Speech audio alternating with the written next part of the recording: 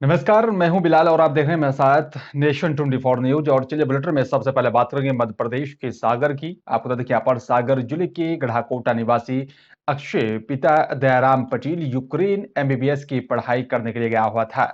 रूस और साथ ही यूक्रेन युद्ध के चलते यहाँ पर यूक्रेन में खराब हालात के चलते वहां पर फंस गई थी, जिसके बाद सरकार की तरफ से प्रयास किए गए और वहां पर फंसे लोगों को बाहर निकालने का काम किया जा रहा है। अक्षय ने बताया कि यहाँ पर यूक्रेन से भारत वापसी आने की यात्रा काफी मुश्किल भरी रही है, लेकिन सरकार की तरफ से अच्छा सपोर्ट मिला। यूक्रेन से हम बस के द्वारा रोमानिया के लिए यहाँ पर जो है निकले तो, और बस ने यहाँ पर हमें रोमानिया बॉर्डर से लगभग 15 से 20 किलोमीटर दूर हमें वहां पर छोड़ दिया था। तो इसके बाद हम कड़ाके की यहाँ पर ठंड में पैदल रोमानिया पहुंची। रोमानिया पहुंचने के बाद हम भारतीय दूतावास पहुंची। वहां पर सारी व्यवस्थाएं थी। भारत से यहाँ पर कई मिनिस्टर वहां पर थे, जिन्होंने यहाँ पर हमारा मनोबल बढ़ाया। रोमानिया से हम फ्लाइट के माध्यम से सुबह 3 बजे दिल्ली पहुंचे। दिल्ली पहुंचकर हमने लंच किया और उसके बाद सुबह जबलपुर के लिए निकले। करीब 10 बजे जबलपुर पहुंचे। जबलपुर से कार की जो है माध्यम से रहली पहुंची। रहली टीआई जो है सिर्फ अक्षय के यहाँ पर संपर्क में थी और अक्षय के यहाँ पर सकुशल घर वापसी पर उन्होंने खुशी जाहिर की है। जगह के पीछे यहाँ पे कैसा अनुभव कर रहे हैं और अपनी यात्रा के बारे में बताएं। अभी वहाँ से आने के बाद तो काफ़ी अच्छा फील महसूस कर रहे हैं यहाँ पे आने के बाद। और वहाँ से यात्रा तो काफ़ी थोड़ी सी परेशानी में रही, लेकिन ये रहा तक भारत सरकार का अच्छा सपोर्ट था हमारे लिए और एम्बेसी का भी सपोर्ट था, जिसकी वजह से हम लोग आज यहाँ पे सकुशल घर वापस हुए हैं। और वहाँ पे काफ़ी अपने भारत के मिनिस्टर्स भी थे, एविएशन मिनिस्टर्स और ज्योतिरादित्य सिंधिया जी, और भी यहाँ के अपने विकासखंड मिनिस्टर्स का भी सपोर्ट काफ़ी अच्छा रहा हमारे लिए, और स्टाफ का, पुलिस स्टाफ का भी सपोर्ट अच्छा रहा, जिसकी वजह से आज सकुशल यहाँ पे हम लोग आ गए हैं। और एम्बेसी ने भी एडवाइजरी काफ़ी अच्छे से जारी की थी बच्चों को निकालने के लिए, और थोड़ा बहुत यूनिवर्सिटी का भी सपोर्ट रहा। बाकी सारे बच्चे आ गए थे अच्छे से यहाँ पर। Thank you sir. और इस खबर पर ज्यादा जानकारी के लिए हमारे संवाददाता सागर से ऐश्वन पटेल मेरे साथ सीधा फोन लाइन पर जुड़ गए हैं। ऐश्वन पटेल, जो है यूक्रेन से अक्षय छात्र जो वहां पर एमबीबीएस की पढ़ाई कर रहा था वापस लौटा, क्या कुछ अपडेट मिल पा रही, क्या कुछ उसने बताया वहां से आकर? जी जी बिल्कुल मिलाल, मैं आपको बता दूं, जो यूक्रेन से अक्षय कुर्मी है तो वो रात में वापस आया है यहाँ अपने गढ़ाकोटा के लिए।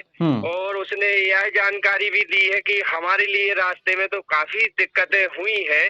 लगभग 20 किलोमीटर है पैदल चलकर आया है रोमानिया तक। तो इसके बाद में जो अपने यहाँ की केंद्र सरकार है, केंद्र सरकार के मिनिस्टर वगैरह भी उसके लिए मिले और उसको काफी मदद की। तो दिल्ली लाया गया, दिल्ली से उसके लिए फिर जबलपुर लाया गया, जबलपुर के बाद उसको यहाँ इस कार से रहली लाया गया था। बिल्कुल। पटेल, अगर आपकी अक्षय से बात हुई हो, उसने क्या कुछ बताया और कितने छात्र वहां पर फंसे हुए हैं, किस तरह की वहां पर परेशानियां हो रही हैं? जी बिल्कुल, अक्षय से हमारी बात तो हुई है। अक्षय ने यह जानकारी दी है कि जो हम लोग 200 छात्र थे साथ में, तो 200 छात्र तो आ चुके हैं अपने वतन वापसी पे, और बाकी के अभी बहुत सारे भी छात्र वहां पर फंसे हैं। और वहां काफी दिक्कत, खाने पीने की भी काफी दिक्कत हो रही है, और पैदल चलकर भी उनको काफी दिक्कतों का भी सामना करना पड़ रहा है। बिल्कुल। पटेल, क्या और भी छात्र हैं जो सागर जिले से आते वहां पर फंसे, या फिर सिर्फ अक्षय के मात्र छात्र था जो वापस आ चुका है? जी बिल्कुल, एक छात्र बचा है, तो अभी तो उसकी जानकारी नहीं मिल रही है। 2 छात्र थे, तो एक छात्र पहले पूर्व में आ गया है और एक जे रात्रि में आ गया है। एक ही जे दोनों गढ़ाकोटा के रहने वाले हैं। एक सोवित सोनी थे, तो वो सरकार की वहाँ की गाइडलाइन से जारी हुई थी कि यहाँ जे युद्ध के संकेत बन सकते हैं, तो इस दौरान वो 24 तारीख को दिल्ली आ गए थे और वहाँ दिल्ली में वो क्वारंटाइन रहे। क्वारंटाइन रहने के बाद में फिर जो 2 दिन पहले गढ़ाकोटा में आए हैं। बिल्कुल है। पटेल, जैसे हम तस्वीरों में देख रहे हैं कि यहाँ पर थाना प्रभारी भी जो है उनका स्वागत कर रहे हैं अक्षय का, और पहले भी वो संपर्क में रहे हैं, तो किस तरह का माहौल जो है अक्षय के परिवार में और थाना प्रभारी की तरफ से जाहिर किया गया? जी बिल्कुल है, रहली थाना प्रभारी रोहित मिश्रा के द्वारा इनकी मॉनिटरिंग की जा रही थी और उनके पिताजी भी वहीं रहली थाना में पदस्थ हैं आरक्षक पद पर। तो वो पूरी तरह से इनकी मॉनिटरिंग कर रहे थे। तो इसके बाद में उनने, वो लड़का आया उनका, तो वहाँ पहले थाने में स्वागत किया और फिर इसके बाद में घर गढ़ाकोटा आया। इसके बाद में फिर जो है भाजपा युवा नेता पंडित अभिषेक भार्गव भी उनसे मिलने के लिए गए, तो उन्हें भी उनका हालचाल पूछा और जोरदार स्वागत किया है अक्षय का। चलिए, शुक्रिया आपका। सागर से हमारे साथ हमारे संवाददाता एसएन पटेल जुड़े हुए थे, उन्होंने विस्तार से बताया कि आखिरकार किस तरीके से लाया गया है और सकुशल लक्ष्य की वहां पर जो है वतन वापसी हुई है और परिवार में भी अब खुशी का माहौल देखा जा रहा है।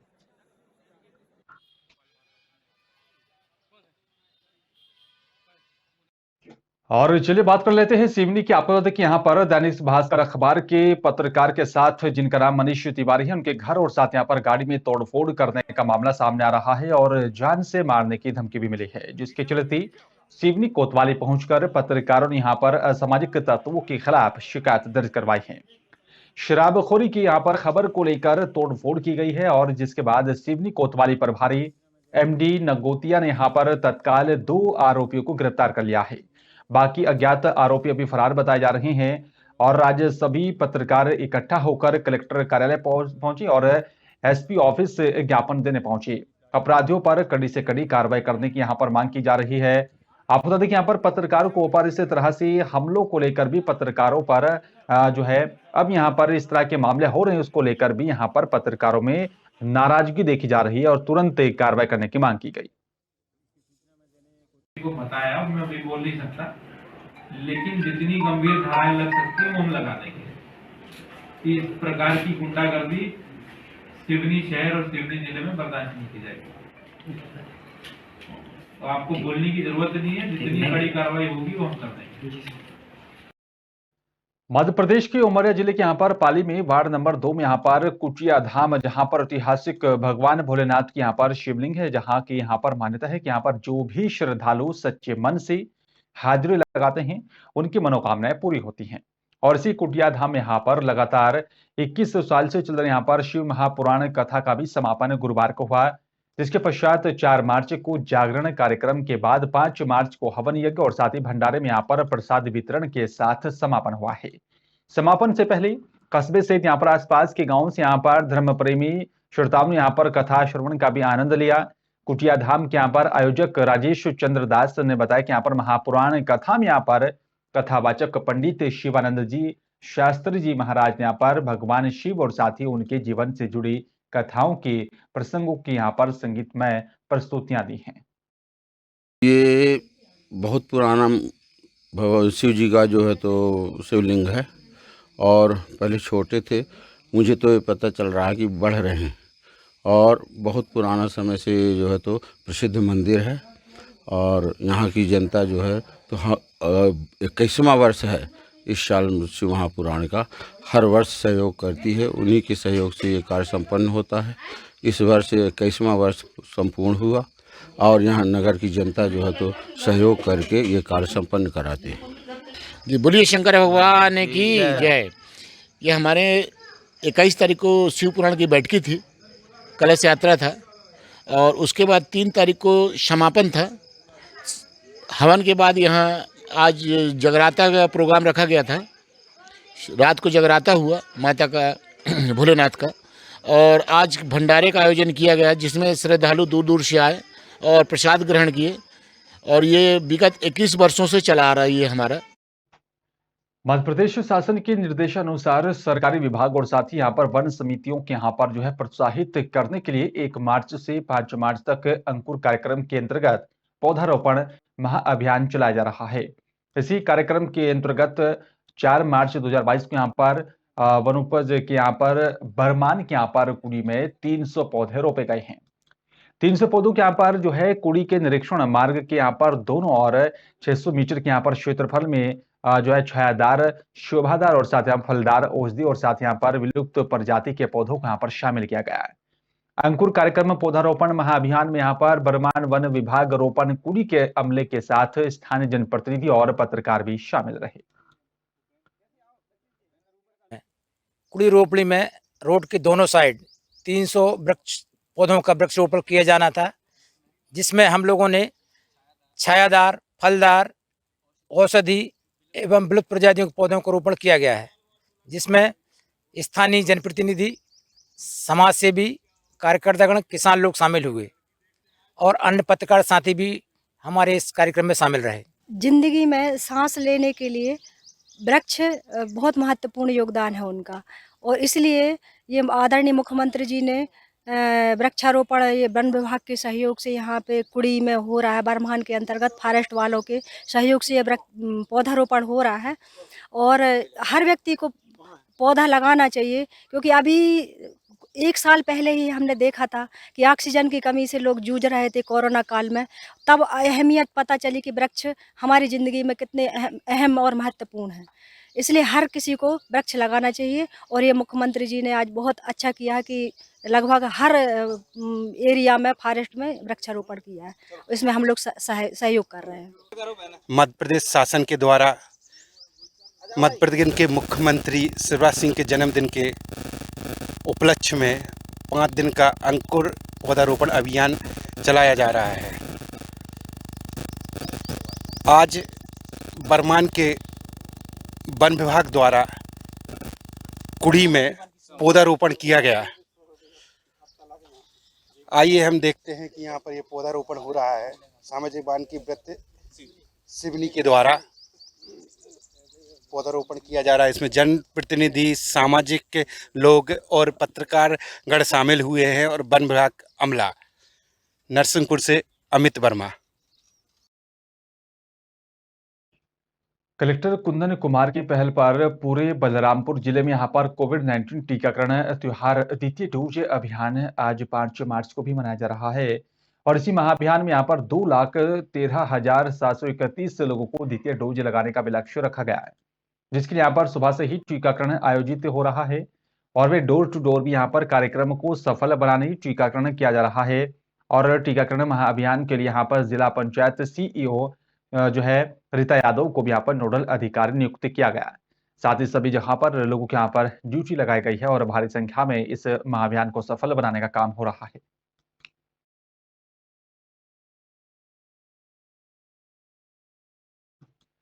और चलिए बात करेंगे छिंदवाड़ा की। आपको देखिए यहाँ पर हाउसिंग बोर्ड के दफ्तर में यहाँ पर लोकायुक्त की टीम ने 11,000 के यहाँ पर रिश्वत लेते सीईओ को रंगे हाथों गिरफ्तार किया है।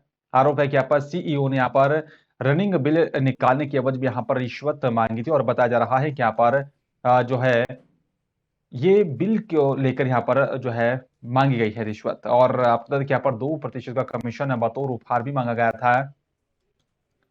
लंबे समय से यहाँ पर अटके बिल को निकालने में भी यहाँ पर कमीशन मांगने से परेशान अक्षत कंस्ट्रक्शन के यहाँ पर जो है लक्ष्मी नारायण विश्वकर्मा ने यहाँ पर लोकायुक्त से इसकी शिकायत की।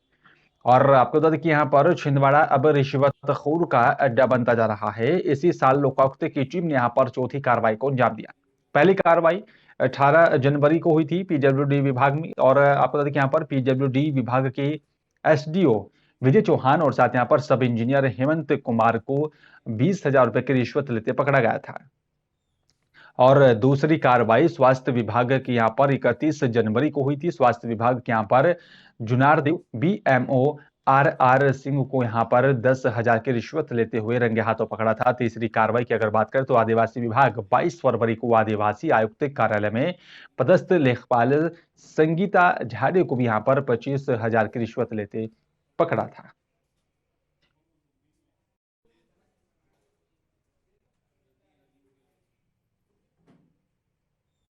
हमारे फरियादी हैं लक्ष्मी नारायण विश्वकर्मा, ये भोपाल निवासी है।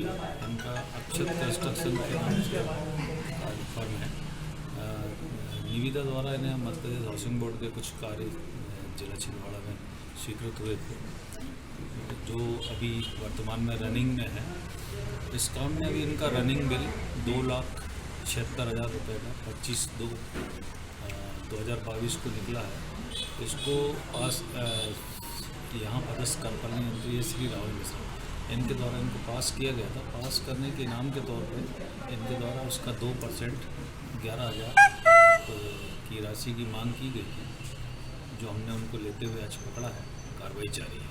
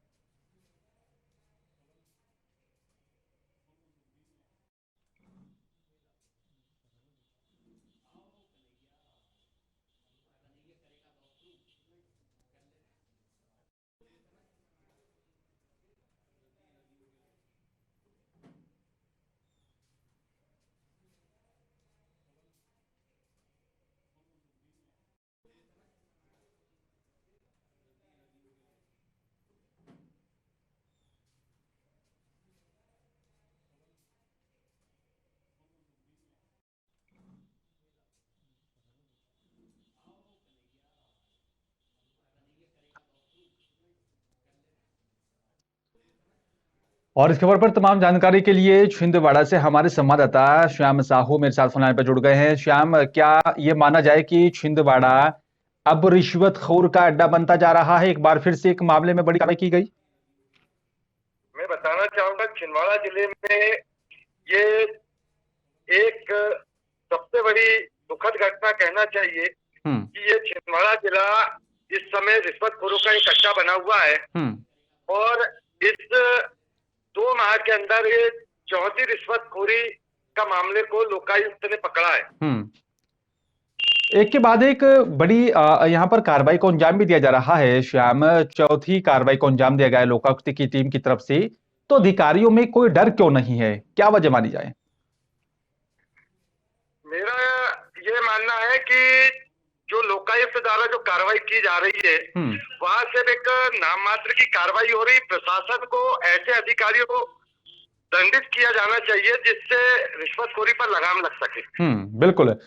लेकिन एक के बाद एक मामले में इजाफा हो रहा है, तो आपको क्या लगता है कि और कैसे जो है कड़ी कार्रवाई हो ताकि लोगों को इंसाफ मिले और जो रिश्वतखोर अधिकारी है उनको उनके खिलाफ कड़ी कार्रवाई की जाए? अभी तक ये देखने में आया है कि प्रशासन रिश्वतखोरों पे कार्रवाई करती है, मात्र उनको अरेस्ट करती है, केस चलते रहते हैं और विभागीय जांच होती रहती है। इसके कारण अधिकारियों में इस मामले को लेकर कोई खौफ नहीं है और जिसका खामियाजा जनता भुगतना पड़ता है कि जो भी काम कराना है जनता को वहाँ जिन्हें पैसा देती है और मजबूरी में जब आदमी त्रस्त हो जाता है तब वो लोकायुक्त के शरण जाता है। चलिए, शुक्रिया आपका श्याम तमाम जानकारी साझा करने के लिए। तो एक के बाद एक लगातार मामले सामने आ रहे हैं, बड़ी कार्रवाई भी की जा रही है, लेकिन सवाल ये उठता है कि आखिरकार रिश्वतखोरी के मामलों में कमी कब आएगी, कब इस तरह के मामलों में और कड़ी कार्रवाई की जाएगी।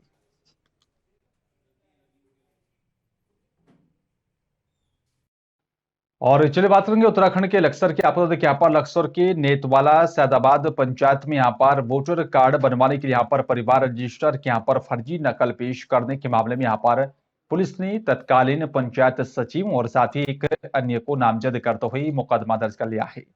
डीएम के आदेश पर हुई यहाँ पर जांच के बाद वर्तमान ग्राम पंचायत विकास अधिकारी ने पुलिस में यहाँ पर इसकी तहरीर दी थी। और आप बता दें कि यहाँ पर हरिद्वार जिले में पंचायतों को उनका जो कार्यकाल है वो मार्च 2020 में ही खत्म हो गया था। इससे पहले ही प्रशासन ने यहाँ पर नए चुनाव की तैयारी शुरू कर दी थी। मतदाता सूचियों के यहाँ पर पुनरीक्षण और साथ ही संशोधन के समय लक्सर में बतौर अधिवक्ता प्रैक्टिस कर रहे यहाँ पर बैरिस्टर सिंह पुत्र सुभाष चंद्र ने लक्सर के यहाँ पर नेतवाला सैदाबाद पंचायत में अपना परिवार के यहाँ पर बाकी सदस्यों के वोटर कार्ड बनवाने के लिए BLO से भी आवेदन किया था।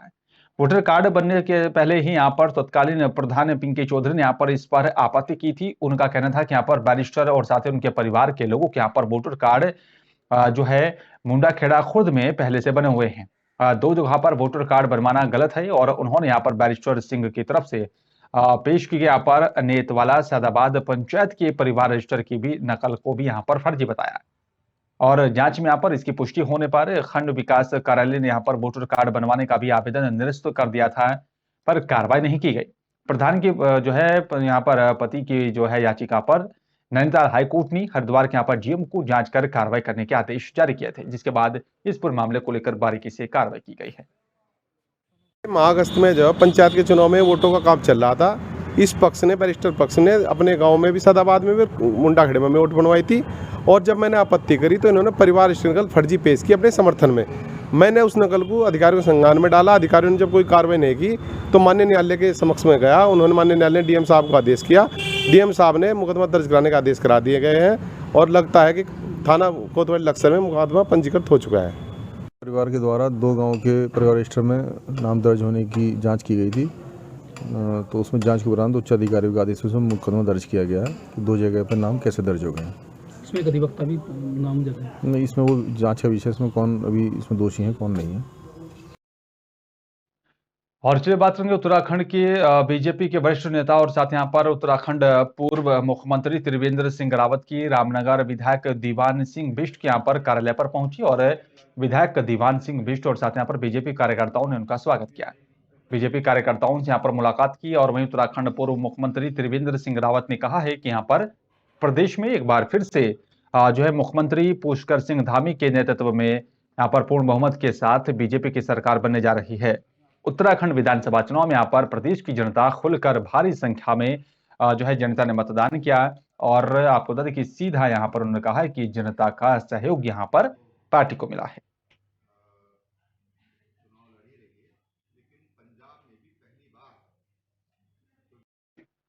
और फ्लैश बुलेटिन में मेरे साथ सिर्फ इतना, बाकी तमाम खबरों के लिए आप देखते रहे नेशन 24 न्यूज। नमस्कार।